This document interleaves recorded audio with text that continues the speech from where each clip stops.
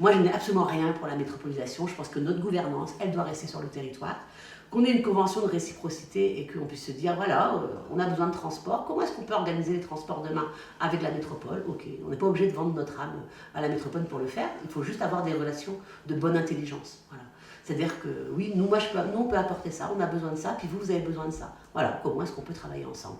On a, à un moment donné, failli avoir un bateau. Le bateau, tout le monde n'y croit pas, en Presqu'île de Crozon. En attendant, notre premier pôle de gaz à effet de serre aujourd'hui, c'est les transports.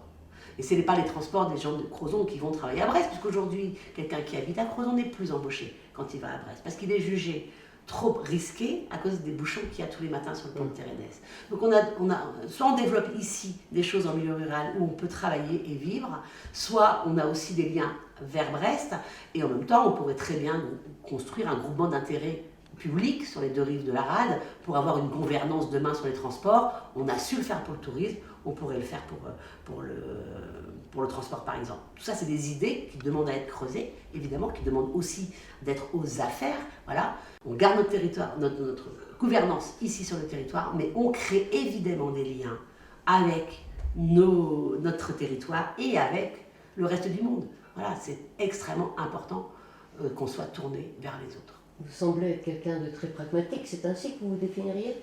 Ah, complètement, ouais. Bon, moi, quand on vient me voir, les gens disent de moi que quand on vient me voir, c'est super, il y a toujours une solution. Moi, ça fait 15 ans que j'accompagne des personnes à créer des projets, à créer leur entreprise. Il n'y a aucun accompagnant à la création d'entreprise sur Crozon. Il y a eu un essai de pépinière il y a quelques années, ça n'a pas marché. Les structures, on est un peu loin de tout, on est à 60 km des centres d'affaires et il n'y a pas d'accompagnement sur le territoire. Moi, je rêve que la Comcom, elle s'engage dans la diversification économique, qu'on devienne un territoire accueillant et attractif pour les entreprises, par exemple. C'est important. Le pays Bicoudin le fait, nous, on peut le faire aussi.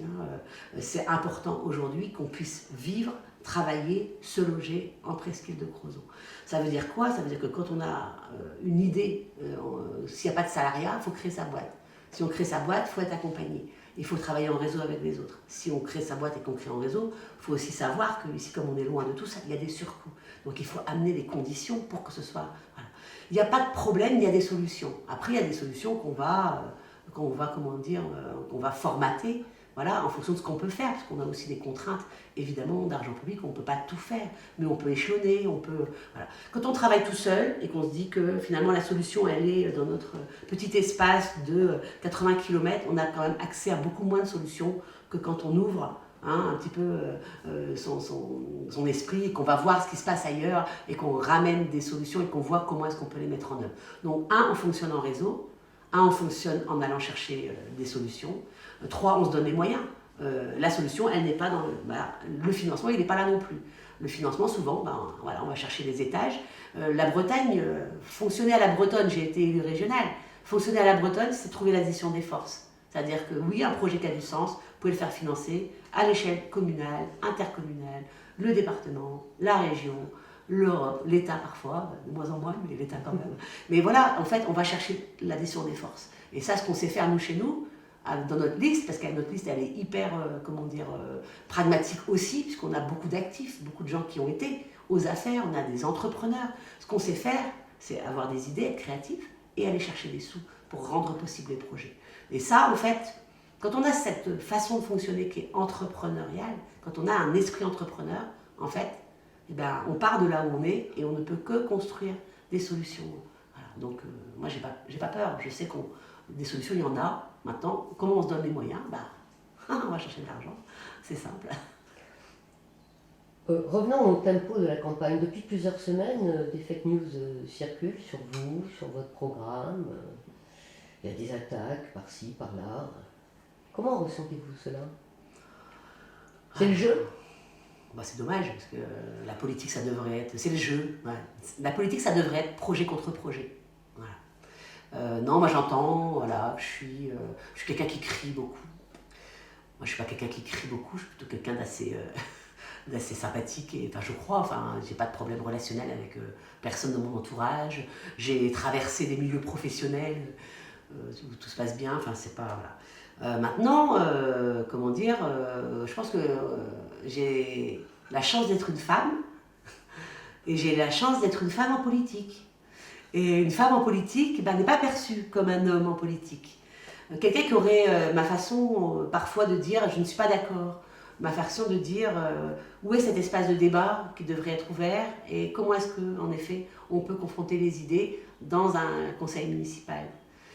Si vous portez la voix comme je peux la porter, parce que en plus j'ai une voix qui porte, on va dire tout de suite, elle crie, elle n'est pas calme, etc. Elle est en colère. Elle est en colère. Mais on renvoie toujours les femmes, non pas sur leur technicité, sur leurs compétences, on les renvoie toujours à leur savoir-être. Bon, voilà, ça après... Ça vous agace ?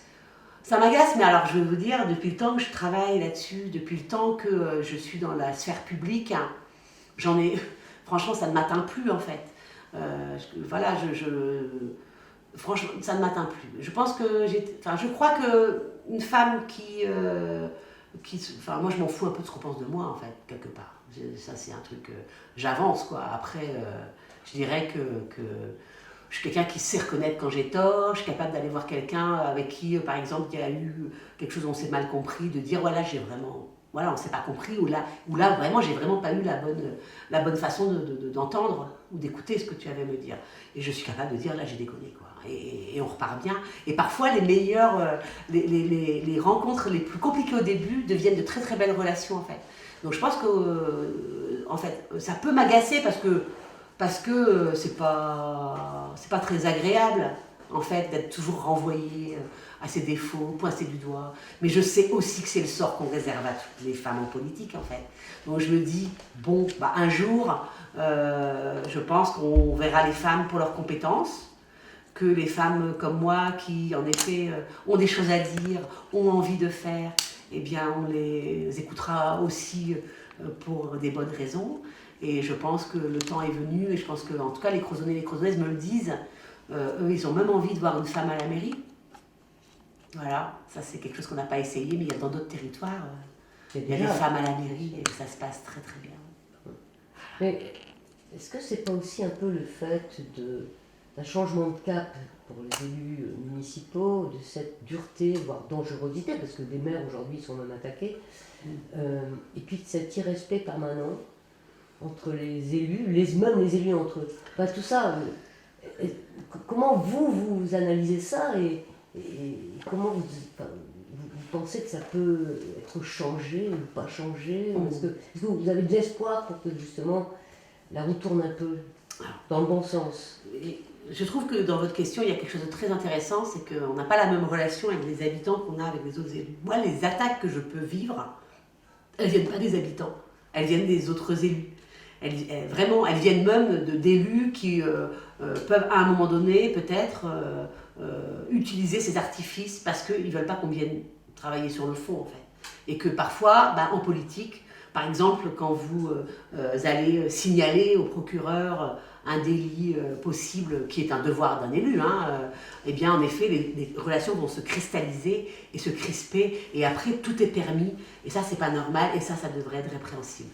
Moi, je peux vous dire que depuis 2011, donc ça fait quand même ça fait maintenant 15 ans que je suis élue, des relations mauvaises ou des fake news ou des agressions, j'en ai jamais vécu, des habitants, de mes concitoyens, je n'en ai jamais vécu. Et pourtant, j'ai une relation directe.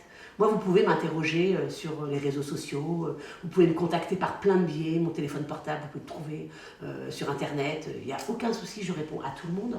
Et j'ai une relation, extrêmement saine avec mes concitoyens. C'est-à-dire, vous me posez une question, je vous réponds. Par contre, quelqu'un qui peut en effet dépasser les bornes, je lui explique que là, ma limite est dépassée, je peux couper une relation, mais ça s'arrête là en fait. Donc j'ai entendu, et ça a été un vrai sujet, parce que nous avons signé à la mairie de Crozon une motion qui demandait à ce que la loi, par exemple, sur le conflit d'intérêts soit adoucie, une motion qui était portée par l'Association des maires de France.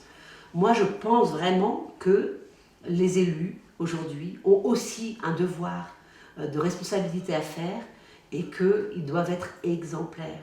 Voilà. C'est-à-dire qu'aujourd'hui, être gouverné par des châtelains, par exemple, qui considèrent que parce qu'ils sont élus, ils ont tous les droits, eh bien ce n'est pas normal. Moi, je suis pour que les citoyens évaluent les politiques publiques. Je suis pour qu'on construise les politiques publiques avec les habitants. Et ce n'est pas 3 personnes à la tête d'une mairie qui doivent décider pour l'ensemble des habitants d'un territoire.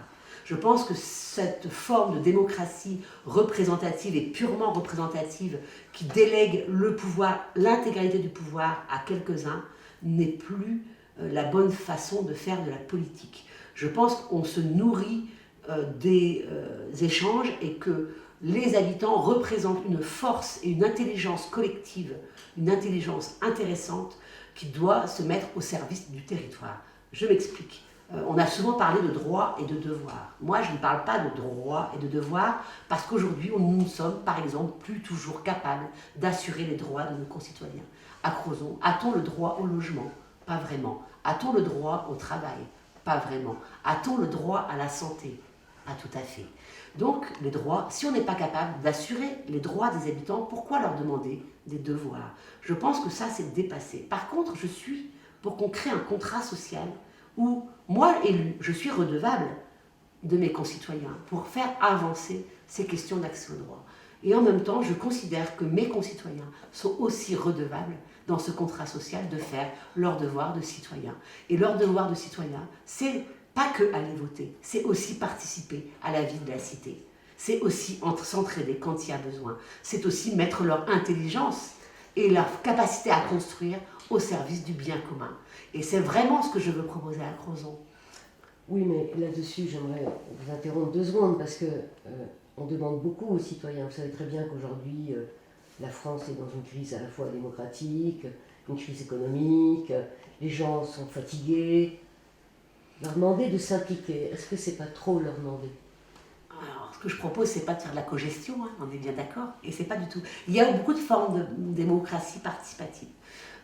Nous, je dirais qu'à Crozon, on est au niveau -2 de la démocratie participative, c'est-à-dire qu'on n'en fait pas, et à la rigueur, les seuls moments où on va aller vers l'habitant, on a déjà tout décidé et on va demander quelle est la couleur du logo ou le nom de la salle, ou à la rigueur, on va enlever toutes les... Comment dire? On va chercher de la fabrique de consentement.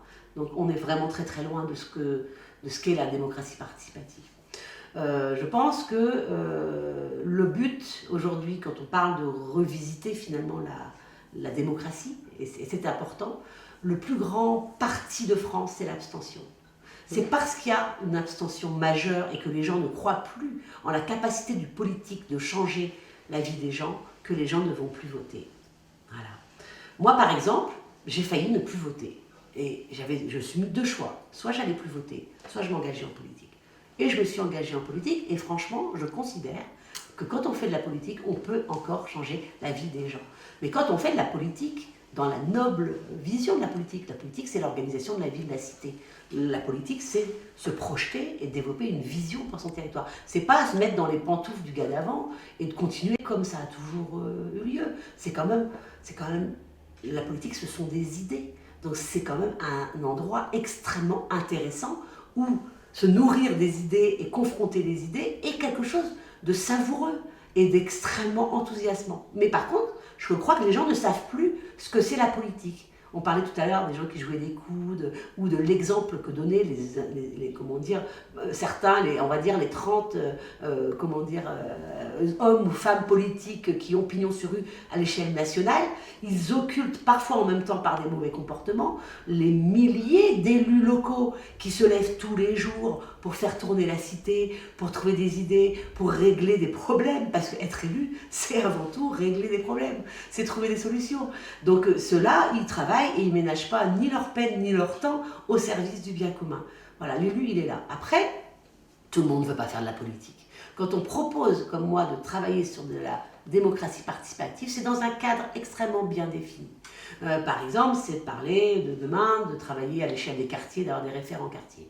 C'est de travailler sur les budgets participatifs. Il y a énormément, c'est avoir une réserve citoyenne. Des choses très claires que j'appellerais la démocratie du faire, la démocratie implicative. Vous voyez, c'est faire avec. C'est pas on reste dans le cadre de la démocratie représentative. Les gens nous donnent en effet un mandat pour qu'on prenne des décisions. Mais ils nous demandent aussi de les tenir informés et de leur demander leur avis quand cela est important. Et c'est ça qu'on va faire.